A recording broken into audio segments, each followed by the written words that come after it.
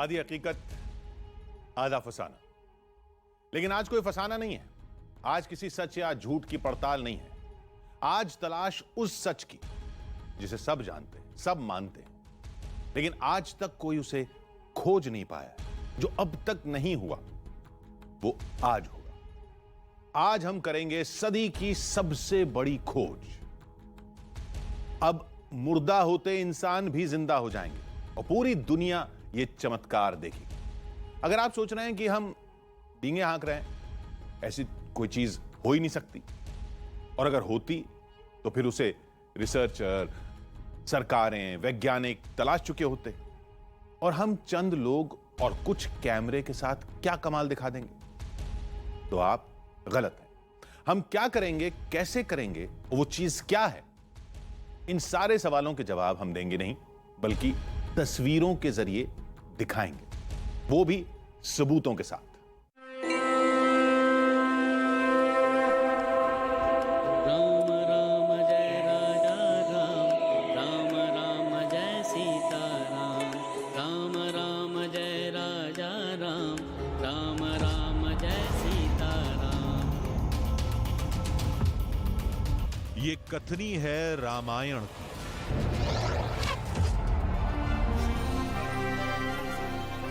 ये करनी है हनुमान की। ये हिस्सा है राम का।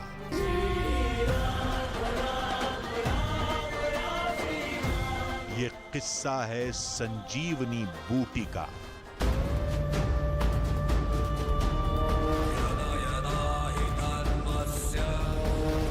चुनौतियों से टकराकर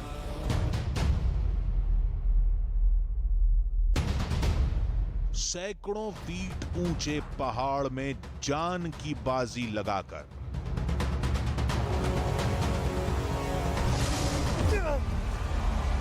गहरी खाइयों के खतरों से बचते हुए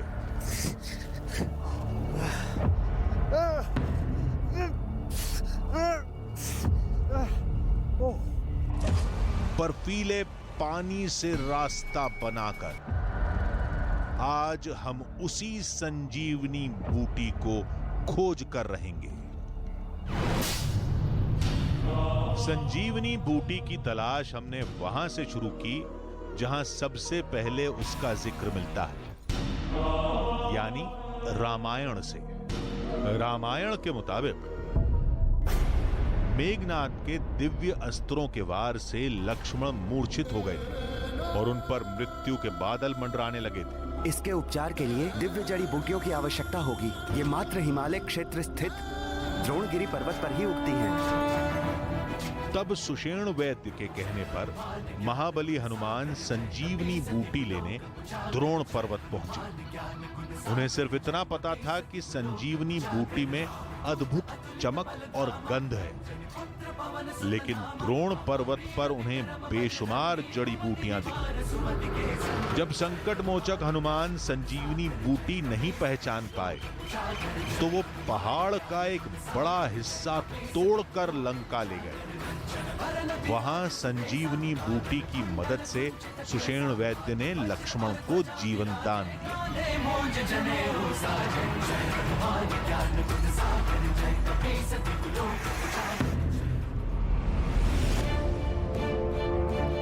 रामायण के मुताबिक संजीवनी बूटी द्रोणगिरी पर्वत पर मिलेगी, लेकिन द्रोण पर्वत पर कहां? विशाल पर्वत में एक छोटी सी बूटी को तलाशना भूसे में सुई तलाशने से भी ज्यादा कठिन काम था। लेकिन किस्मत हमारे साथ थी। एक शख्स ने हमसे कहा, बस द्रोण पर्वत तक आ जाओ, संजीवनी बूटी तक वो ले जाएगा। हमें विश्वास तो नहीं था, लेकिन कोशिश करने में क्या जाता है। बस फिर क्या था, हम निकल पड़े। हमारी मंजिल थी उत्तराखंड के चमोली में सबसे ऊंचाई पर बसा द्रोणगिरी गांव।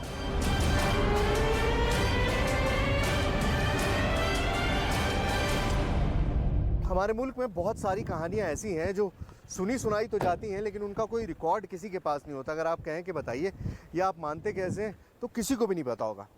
अब मैं सोच रहा था कि द्रोणागिरी की कहानी भी तो कहीं ऐसी ही नहीं है, लोगों ने सुना सुनाया और बस वो कहानी बनती चली गई। लेकिन यहाँ मुझे एक बोर्ड दिखाई दिया, बॉर्डर रोड्स ऑर्गेनाइजेशन का ये बोर्ड है, BRO का मतलब जो रोड्स बनाते हैं पहाड़ों में। और उन्होंने लिखा हुआ है कि ये द्रोणागिरी पर्वत है, सामने हमारे सामने द्रोणागिरी पर्वत है और यहाँ से Lord Hanuman lifted Sanjeevani to save life of Lord Lakshman during the battle of Ramayan.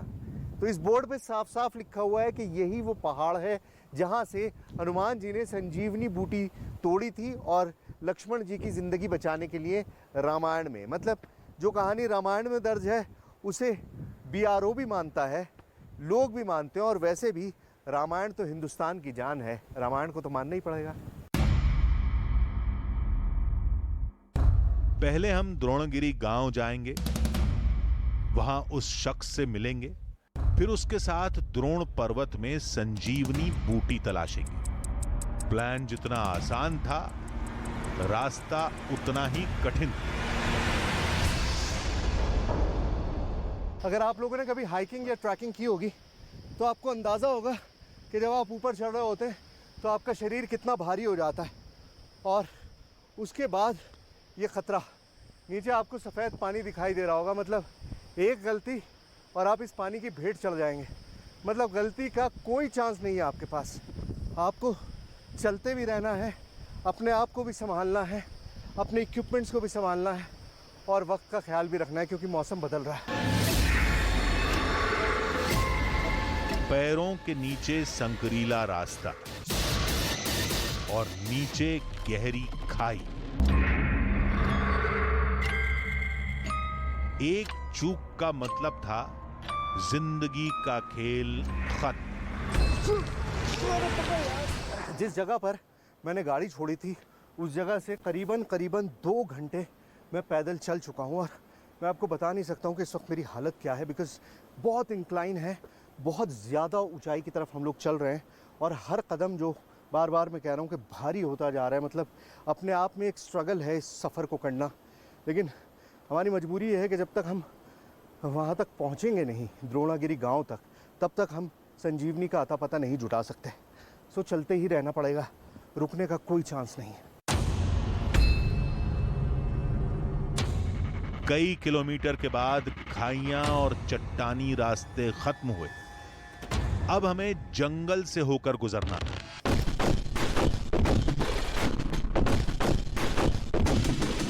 खतरा तो कम हो गया, लेकिन कई घंटे की चढ़ाई ने शरीर की सारी ताकत खत्म कर दी थी। हमने रुककर सांसें बटोरी और फिर चल दिए। हमें चलते चलते कई घंटे बीत चुके थे, लेकिन गांव तो छोड़िए, एक इंसान भी रास्ते में नहीं मिला। हमें लगा कि कहीं हम रास्ता तो नहीं भटक गए। नाउम्मीदी और घबराहट बढ़ने लगी थी। तभी हमें कुछ ऐसा दिखा जिसने चारों तरफ मौजूद हरियाली को और खुशनुमा कर दिया।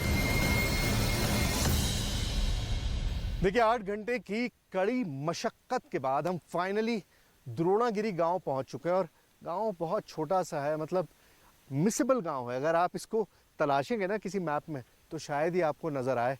मुश्किल से 40-50 घर हैं, 100 लोग रहते होंगे और वो भी सिर्फ 3 महीने के लिए। उसके अलावा ये पूरे वक्त खाली पड़ा रहता है क्योंकि यहाँ पे इतनी ज़्यादा ठंड और इतनी ज़्यादा बर्फ़ होती है। लेकिन द्रोणागिरी के जो लोग हैं वो 3 महीने के लिए लौटते ज़रूर हैं इस गाँव में। क्यों लौटते हैं वो जाकर पता करेंगे। अब बारी थी गांव में दाखिल होने की। तभी हमें लोगों की दी एक चेतावनी याद आ गई। आपके पास हनुमान जी का कोई लॉकेट आपने पहना हुआ हो, कोई हाथ में बैंड बांधा हुआ हो, कोई चीज़ इस तरह की, कोई फ़ोटो पर्स में, वॉलेट में, कहीं पर भी नहीं, कुछ नहीं। आपके बैग में? क्योंकि अमूमन लोग रखते हैं और ख़ास तौर से लोगों को, आप तो पंडित हैं, आपके पास तो उस तरह की चीज़ें नहीं, कुछ नहीं सर, ऐसा नहीं है। इंश्योर कर लीजिएगा। पुजारी जी, हमारे कैमरा पर्सन पुजारी जी, आपके पास? नहीं, मेरे पास वैसे तो कुछ नहीं है। मतलब देख रहा था कि बैंड पड़ा है, अगर इसको लेकर कोई दिक्कत तो नहीं होगी ना? भाई आई एम नॉट श्योर ये किसका है। ये कलावा है बेसिकली। कलावा तो है, इसमें धर्म में बाधा जाता है। हाँ, तो हनुमान जी से रिलेटेड तो नहीं? हनुमान जी से रिलेटेड नहीं है, नॉर्मल कलावा है। गांव में महाबली की प्रतिमा या तस्वीर तो छोड़िए, नाम तक लेना अपराध है। आखिर क्यों? हमने सोचा कि पहले इस रहस्य को सुलझाएंगे, फिर उस शख्स के साथ संजीवनी तलाशेंगे। लेकिन हमारी एक लापरवाही ने सारी मेहनत और सपनों पर पानी फेर दिया। तो ऊपर वहाँ द्रोणागिरी जाते हैं तो कितना वक्त लगता है पर्वत के पास जाने में? जहाँ बूटियाँ वगैरह होती हैं, संजीवनी बूटी वगैरह। हाँ, बूटी तो हर तरफ है। हाँ, फोन में सिग्नल आ रहा है? पथरी की दवाई है, सारी दवाइयाँ हैं। सारी दवाई है, बिल्कुल नहीं। फोन के सिग्नल नहीं आते यहाँ पे? कोई तो आते किसी को नहीं आ रहा है यहाँ पे तो सिग्नल ना। अचानक कुछ दिखा और महिलाओं का गुस्सा फट पड़ा। हनुमान जी का? ये इसलिए गलती से मैंने तो पहले ही बताया था। हनुमान की तस्वीर फोन में लगी छूट गई थी, जिसे देखकर महिलाओं का गुस्सा 7वें आसमान पर पहुंच गया। इसको सीधा पूजा नहीं लेते, इनको हटा दो। अच्छा, ये हम इसका तुम्हारे फोन में लगा हुआ है यार, तुम्हें मैंने उसी वक्त मना किया था। फोटो लगा नहीं, फोटो लगाया नहीं था। गांव वालों का गुस्सा बढ़ता जा रहा था। अब हमारे लिए गांव में 1 सेकंड भी रुकना खतरे से खाली नहीं था। गांव वाले मदद नहीं करेंगे तो हम संजीवनी कैसे तलाशेंगे? कुछ तो करना पड़ेगा। हमने फौरन अपने टीम मेंबर को उसके फोन के साथ गांव से बाहर कर दिया। फोन ले जाओ भाई, लेके जाओ भैया, इसको फॉलो कर लो। हाँ, बाहर रख कर आओ। क्यों लाया? मना किया था तुम्हें गांव में मत लाना यार, हद कर दी यार, गांव में मत रखना।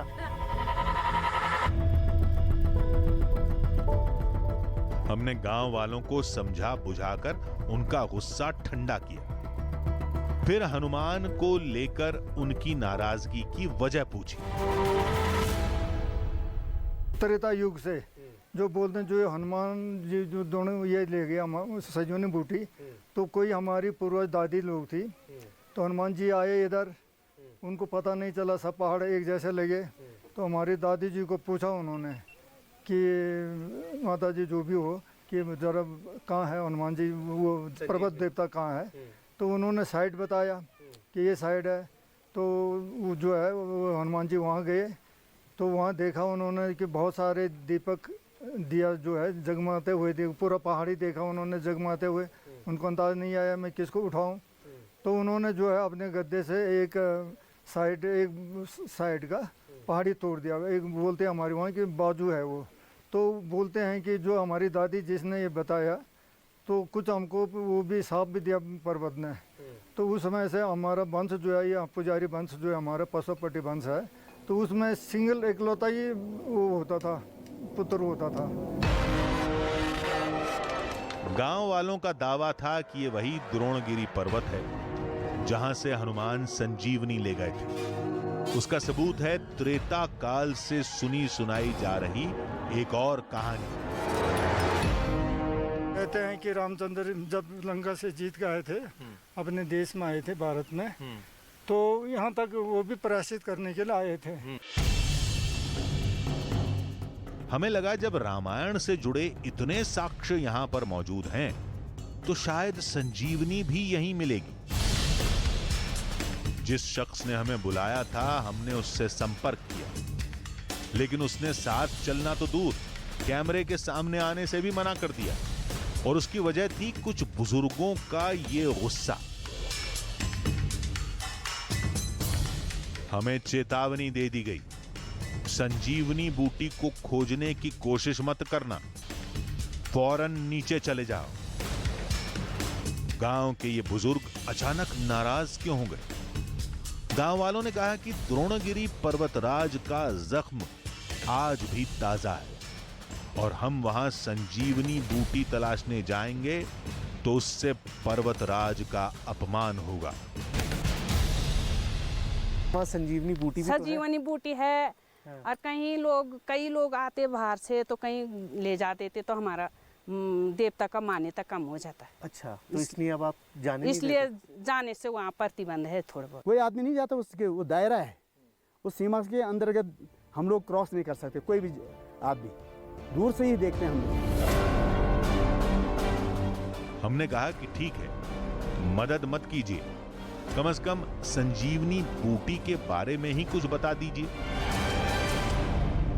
भेड़ बकरी चलाने वाले, चुगाने वाले तो बताते हैं कि कभी कभी कोई पर्व होता विशेष, कभी कभी देखते हैं वो दिया वो जगमगाते हुए रात में। अच्छा। हाँ, तो इससे ये लगता है कि होगा ये बोल के मतलब रात में जगमगाता हुआ दिखाई देता है, दिया टाइप का जगमगा। बहुत लोग सब नहीं देख पाते हैं उसे, कुछ ही लोग देख पाते हैं।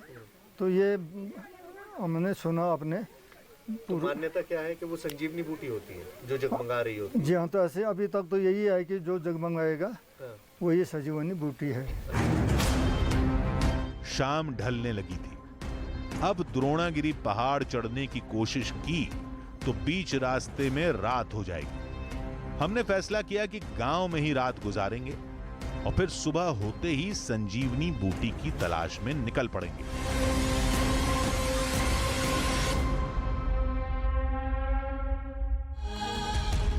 जो जगमगाए वो संजीवनी, जिसकी गंध सबसे अलग हो वो संजीवनी। लेकिन ये संजीवनी बूटी दिन में सूरज की रोशनी को रिफ्लेक्ट करके चमकती है या फिर रात में अपने आप चमकती है? हमें दिन में चमकने वाले पौधों की जानकारी तो नहीं मिली, लेकिन यह जरूर पता चला था कि दुनिया भर में कई ऐसे पौधे हैं जो रात में चमकते हैं। हमारे देश में ही महाराष्ट्र, मेघालय, गोवा में भी चमकने वाले मशरूम पाए जाते हैं। तो क्या संजीवनी बूटी में उन मशरूम जैसे चमकने वाले गुण हैं या फिर वो किसी मशरूम की तरह ही दिखती है? सवाल बहुत सारे थे, लेकिन या तो गांव वालों को इनका जवाब पता नहीं था या फिर वो हमें बताना नहीं चाहते थे। अब चाहे वो मदद करें या ना करें, हम तो संजीवनी बूटी तलाश कर ही रहे हैं।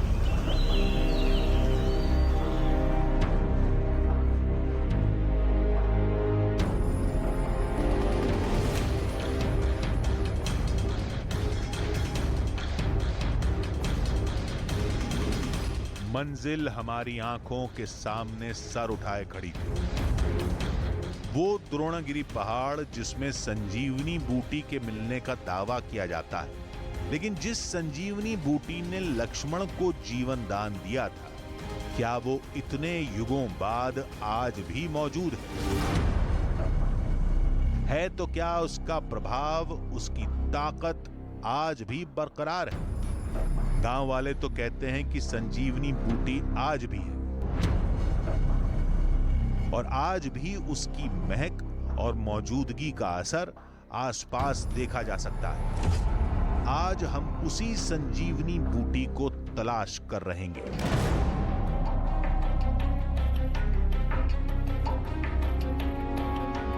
मंजिल दुश्मन और कोशिशें अंधी।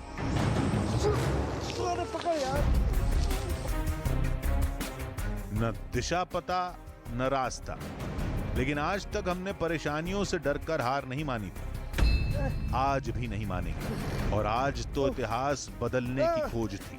आज कैसे लौट जाते? चरवाहों के चलने से बनी पगडंडियों और अंदाजे के सहारे हम आगे बढ़ते गए।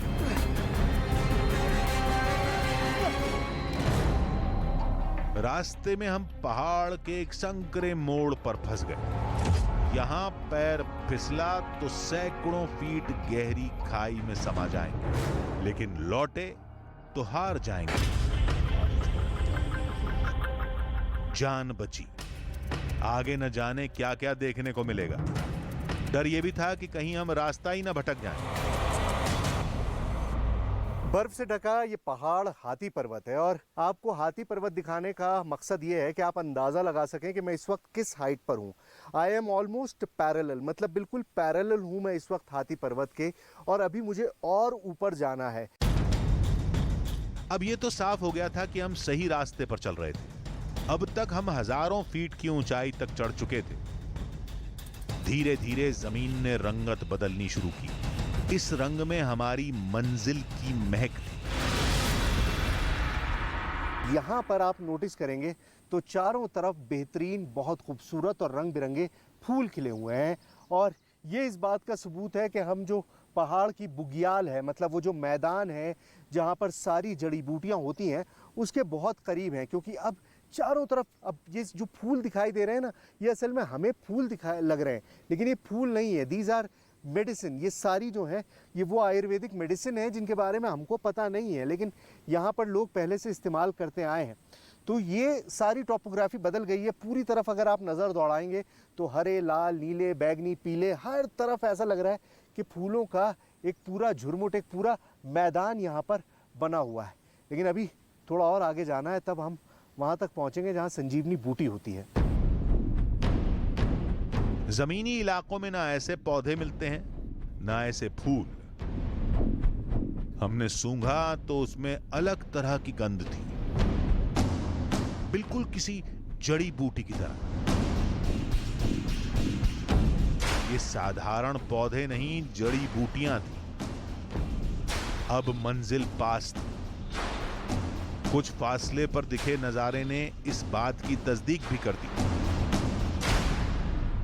फाइनली अपना सफर पूरा करके हम अपनी मंजिल तक पहुंच चुके हैं। मेरे पीछे आपको द्रोणागिरी पर्वत दिखाई दे रहा होगा। पर्वतराज द्रोणागिरी में आज भी ऐसे बहुत सारे सबूत मौजूद हैं जो रामायण की कहानी को साबित करते हैं। अब यहाँ से आप अगर कैमरा जूम इन करेगा तो आपको अंदाजा होगा कि एक पूरा हिस्सा जो है पर्वतराज द्रोणागिरी का वो उखड़ा हुआ है। वो उनका लेफ्ट हैंड था, वो हाथ जिसको लड़ाई में हनुमान जी ने उखाड़ दिया, और वो आज भी बिल्कुल कटा हुआ पहाड़ का हिस्सा दिखाई देता है, क्योंकि उसी हिस्से को वो उखाड़ के लेकर चले गए थे।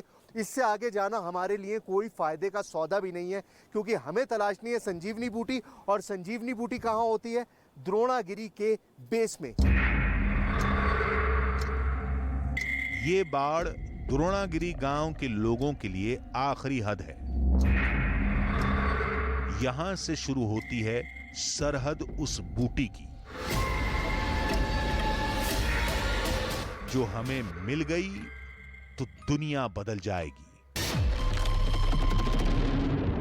ये कटीली तार इस बात का सबूत है कि हम द्रोण पर्वत के बुग्याल तक पहुंच चुके हैं। ये तार जो है ये एक तरह से रेस्ट्रिक्टेड एरिया है, इसके अंदर जाना मना है। लेकिन जो जड़ी बूटियां हैं, और इनफैक्ट जितनी भी जड़ी बूटियां हैं वो ज़्यादातर इस तार के उस तरफ मिलती हैं। लेकिन जैसा कि गांव वालों ने कहा था कि अब कोई भी उस तरफ जाता नहीं है, पर्वत देवता के पास कोई भी जाने की अब भूल नहीं करता है। बट देन हमारी तो कोशिश रही, और ये कोशिश है कि हम किसी तरह से पहुंच सकें।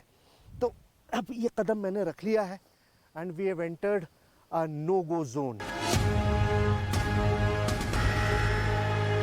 अद्भुत जगह थी और उससे भी अद्भुत नजारा।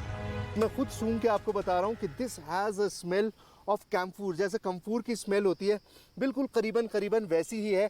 और जहाँ तक मुझे अंदाज़ा है ये स्किन के लिए इस्तेमाल की जाती है। स्किन के लिए इसके जो ये पौधे हैं इनका तेल निकाल के और शायद उसको स्किन में यूज़ किया जाता है। बाकी ये पौधा जो आप देख रहे हैं ये एक इम्पॉर्टेंट पौधा है, बिकॉज़ ये पेट दर्द में इस्तेमाल होती है। ये जो पत्ती है ये बहुत पानी में भिगो के पेट दर्द के लिए इस्तेमाल की जाती है। हड्डियां कपकपाने वाली ठंड में आसमान चूमते पर्वत पर असंख्य जड़ी बूटियों का खजाना छुपा था। ये जो आप देख रहे हैं ये ब्लू फ्लावर, जितना मैंने थोड़ा बहुत ज्ञान पढ़ा था यहाँ आने से पहले, तो ये ब्लू फ्लावर जो है ये डेरिलियम जाति का होता है। और इसको सोने के लिए, जिन लोगों को नींद नहीं आती उनको इसको चाय में डाल के दिया जाता है और नींद आ जाती है उससे बहुत अच्छी। तो इस तरह के ये फ्लावर्स यहाँ पर भी है और भी बहुत सारे फ्लावर्स हैं। तो ये सारे मेडिसिनल प्लांट्स हैं, इनके अपने अपने फ़ायदे हैं, अपने अपने इस्तेमाल होते हैं। लेकिन मेरा इंटरेस्ट, मेरे साथ एक तो कोई बोटॉनिस्ट नहीं है, यहाँ तो कोई आना भी नहीं चाहता था। कोशिश मैंने की थी। प्रॉब्लम अब ये है कि संजीवनी को तलाशना है। तो मैं कोशिश करता हूँ, एक एक पौधे को तो देखना मेरे मकसद में मुझे नहीं लगता कि it's possible for me, but फिर भी जितने मैं देख सकता हूँ वो मैं कोशिश करता हूँ और देखता हूँ कि क्या संजीवनी मिल पाएगी। अगर मिल गई तो मैं तो अमर हो जाऊँगा। पूरी टीम काफी देर तक तलाशती रही, लेकिन कुछ समझ नहीं आया।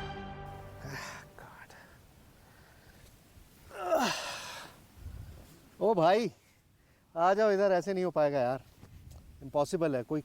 कोई चारा नहीं है, नहीं हो पाएगा यार। 1 घंटा हो गया, ऐसे कैसे हम तलाशेंगे। बिल्कुल मुश्किल काम है, नहीं हो सकता। कोई और आइडिया है किसी के दिमाग में तो बताओ, वरना सर वो गांव के जो है ना, वो नीचे यहाँ करेगा, वो रात में चमकेगा।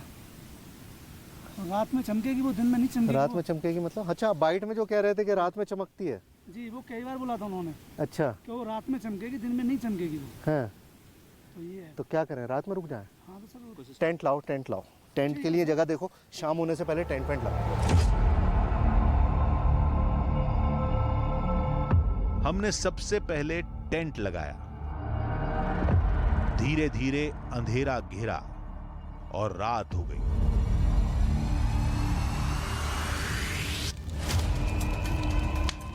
हमने फौरन अलाव जलाया।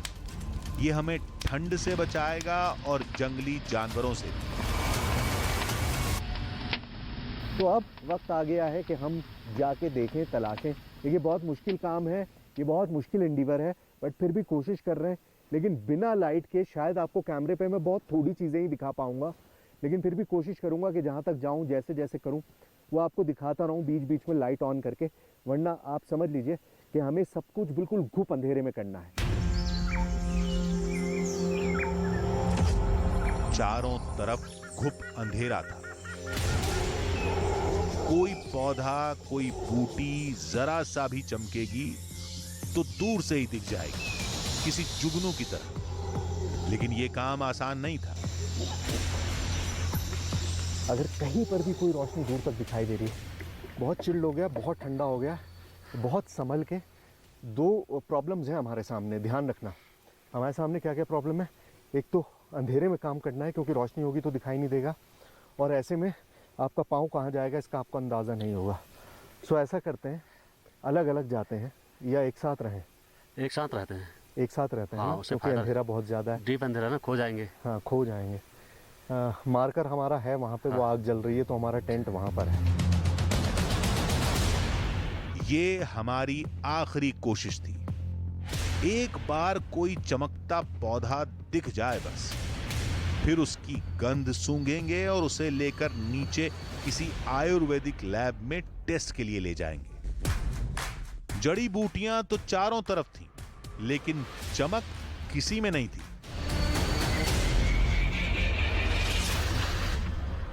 बहुत देर हो गई है, मुझे नहीं लगता कि अब इस ठंड में। यार देखो देखो देखो, रोशनी है, दिखाई दे रही है। Oh God, have we found it? Have we found it? Come on! Oh shit! Oh shit! ये तो किसी का जूता है और इस पे ये रिफ्लेक्शन आ रहा था, है ना? हाँ, यही आ रहा था। Oh God! ये हो सकता है किसी ट्रैकर का जूता यहाँ छूट गया हो। Oh God, मुझे लगा कि हमें संजीवनी मिल गई। एक पल को लगा था कि जैसे हमें संजीवनी बूटी मिल गई, लेकिन जब संजीवनी बूटी को पहचानने में विद्वान और चतुर हनुमान भी भ्रमित हो गए थे, तो भला हमारी क्या बिसात। उनके पास वक्त कम था, हमारे पास पूरी रात। हमने फिर से कोशिश शुरू की। ये बुग्याल कई किलोमीटर में फैला हुआ है, और मेरे लिए ये पॉसिबल नहीं है कि मैं चलता रहूं और किसी तरह से। क्या हुआ? कैमरा क्यों छोड़ दिया? क्या हुआ पुजारी? ए पुजारी, आर यू ऑल राइट? अचानक कैमरामैन की तबीयत बिगड़ गई, शायद ठंड से। सर दर्द हो गया मतलब? किसी खुशबू आ रही है। पौधों की आ रही है, फूलों की आ रही है, क्या हुआ है? हैं? फूलों की बहुत खुशबू है ही, कैसे करें? डोंट वरी, इजी, कोई बात नहीं, तुम आराम से बैठ जाओ थोड़ी देर, मत करो। पानी है? पानी है, हाँ, पानी की बोतल वहीं टेंट के पास है। हमें लगा हमारे टीम मेंबर पर किसी जड़ी बूटी का असर हो गया होगा, लेकिन तभी हमें गांव वालों की दी एक चेतावनी याद आ गई। विभिन्न प्रकार के जो है उस आदमी को कष्ट वहाँ पर होता है। यदि आप क्रॉस करेंगे तो आपका शरीर खराब भी हो सकता है। आपको विभिन्न प्रकार की शरीर को कष्ट देने वाली जो चीज़ें वो उत्पन्न हो जाती हैं। अगर गांव वालों का डर अंधविश्वास था और ये असर जड़ी बूटी का था, तो टीम के बाकी सदस्यों की तबीयत क्यों नहीं खराब हुई? सवाल और संदेह को किनारे करके हमने फिर से खोज शुरू की। लेकिन अब साथ नहीं जाएंगे जी एक थोड़ी सी हिम्मत करनी पड़ेगी जी है ना। जी एक काम कर, तू थोड़ा उस तरफ जा और मैं थोड़ा उस तरफ जाता हूँ। लाइट नहीं है हमारे पास, ये ठीक। बात याद रखना। ठीक है ठीक है, ठीक है चलो। चलिए सर। अगर कोई भी चीज दिखाई दे चमकती हुई तो मुझे बताना। जी ठीक है, ठीक है। तबीयत संभली तो कैमरामैन भी पास आ गया। तभी हमें तीसरे साथी की चीख सुनाई दी। क्या हुआ, क्या हुआ, क्या हुआ? ओए भाग मत, अंधेरा है, भाग मत, ध्यान से। क्या हो गया? अरे सर वहाँ कुछ है बहुत बड़ा। क्या टाइप का क्या हुआ है? भाग मत, क्या हुआ? अरे सर बहुत तगड़ा रिच टाइप का सर। कहाँ आवाज आ रही है पीछे पीछे नहीं सर। परेशान मत हो, परेशान मत हो। क्या हुआ, क्या हुआ? सर इस टाइप का आवाज आ रही है पीछे पीछे सर। मेरे पीछे तो सर अब चलो सर। हाँ, आराम से, कूल डाउन। खौफ से पीला पड़ चुका चेहरा, लड़खड़ाती आवाज अरे सर बहुत तगड़ा रिच टाइप का सर। कहाँ आवाज आ रही है पीछे? और दहशत से कांपते हाथ पैर। आखिर ऐसा क्या देख लिया था उसने? पूरा रोशनी डाल उधर, उधर डाल। इधर था मैं कहाँ पर? इधर सर मैं जाऊँ सर, आप मत जाऊँ सर। जा नहीं रहा हूँ, लेकिन कौन है? बहुत तगड़ा है सर, बहुत तगड़ा है, बहुत आवाज आई मुझे। आप आ जाओ सर, मैं जा रहा हूँ। आप आ जाओ सर, मैं जा रहा हूँ सर, आ जाओ आप। मारो सर मेरी अरे बाबा रुक तो, पैनिक मत कर। अरे सर पैनिक क्यों सर, मैं देख का हूँ सर मैं। आप पैनिक कह रहे हो सर, आप आओ इधर, इधर क्या है, क्या था? सर। रिच टाइप का खूब बड़ा। मैंने देखा खुद से, थोड़ी दूर से बस, और खूब तेज आवाज निकली उसकी। आप चलो सर, अब मुझे जान दो। पुजारी क्या कहता है? चलना पड़ेगा, ठीक सर, है, चलो क्योंकि सर। जंगली के जानवरों का अड्डा हो है रहा सर यहाँ पे। लेट हो रहे हैं हम लोग, आपको तुरंत निकलना पड़ेगा। संजीवनी बूटी की तलाश जरूरी थी, लेकिन सबकी जान बचाना उससे ज्यादा जरूरी था। डर गया। कौन डर गया? देख लो एक बार, उसका पीठ तब थमा दो ना। ठीक है भाई तू? नहीं सर, आओ तेजी से चलेंगे। अरे ठीक है। वैसे तो ठीक हूँ मैं, फिर भी चल रहे हैं सर। हाँ, हमने सामान समेटा और वापस चल दिए। हमने सैकड़ों फीट ऊंचे पहाड़ की चढ़ाई की। द्रोणागिरी गांव में हनुमान के विरोध की वजह तलाशी। द्रोणागिरी पर्वत तक भी पहुंच गए। रात में भी रुके, लेकिन एक के बाद एक हुई घटनाओं ने हमें लौटने पर मजबूर कर दिया। सवाल अब भी वही था, क्या वाकई संजीवनी बूटी है? ये कोई मिथ नहीं है कि अगर कोई चीज़, वो पर्वत भी है वहाँ पर और उसका हमें एक हिस्ट्री में उसका एक मेंशन है, तो डेफिनेटली मिल सकती। अब ये समय जो है प्राचीन समय था उस समय, तो उस समय उनको मूर्छा आई, उसमें किस वजह से मूर्छा आई, 7 कारण लिखे हैं उसमें मूर्छा के। तो कौन सा कारण है उसके अनुसार जो उन वैद्य जी को समझ आया, उन्होंने कहा कि भाई ऐसी एक जड़ी बूटी द्रोणागिरी के पर्वत में वहाँ मिलती है। हमने पूछा कि क्या वो हमें संजीवनी बूटी को तलाशने का रास्ता और उसको पहचानने का तरीका बता सकते हैं। उस समय कौन सी बूटी थी वो तो हनुमान जी को भी समझ नहीं आया था उस टाइम, वो पूरा पहाड़ ही उठा लाए थे। ऐसा भी पॉसिबल है कि वो अभी विलुप्त हो गई है, लुप्त हो गई है, लेकिन क्योंकि अभी तक मैं, जहाँ तक मेरी नॉलेज है, काम चल रहा है, ढूंढने की कोशिश हो रही है, लेकिन वो जड़ी बूटी जो उस समय प्रयोग की गई थी वो वास्तव में अभी तक जो है, जो जहाँ तक मेरा नॉलेज है, अभी तक प्राप्त नहीं हुई। गांव वालों ने दावा किया, आयुर्वेद के एक्सपर्ट ने भी माना और रामायण में भी लिखा है संजीवनी है और द्रोणागिरी के पर्वत में ही है, लेकिन कहां है और कैसी दिखती है ये किसी को नहीं पता।